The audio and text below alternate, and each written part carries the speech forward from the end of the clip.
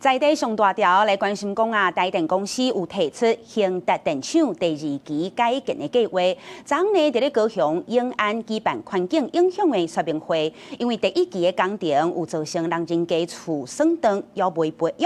償。舊年電廠爆炸了後，要安怎改善嘛攏無看影，互當地居民啊非常不滿，因是在咧現場舉牌啊大聲抗議，要求台電一定要做出回應，若無就會抗爭到底。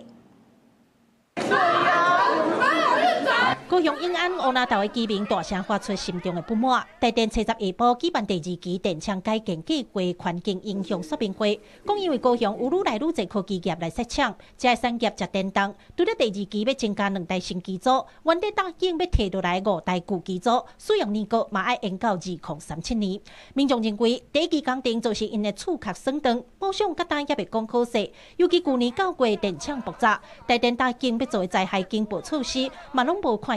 這款無信用的做法，因無法度接受。就是這群人，好，他們的污損怎麼解決？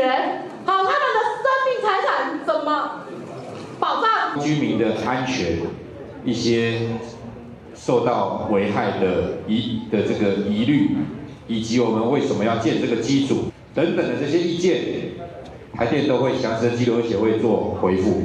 將近2點鐘的說明會，有濟居民來表達心聲，也有環保團體針對電廠建設也有舊機組的延長使用對環境的影響來發表意見。對此，市長陳其邁嘛講，產業發展甲環境的保護要有一個平衡的做法，台電愛甲增加機組的必要性，也有相關的規劃甲配套措施講好清楚。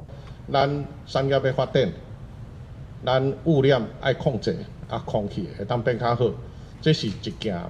平衡攏愛做伙來討論的代誌，所以就這部分，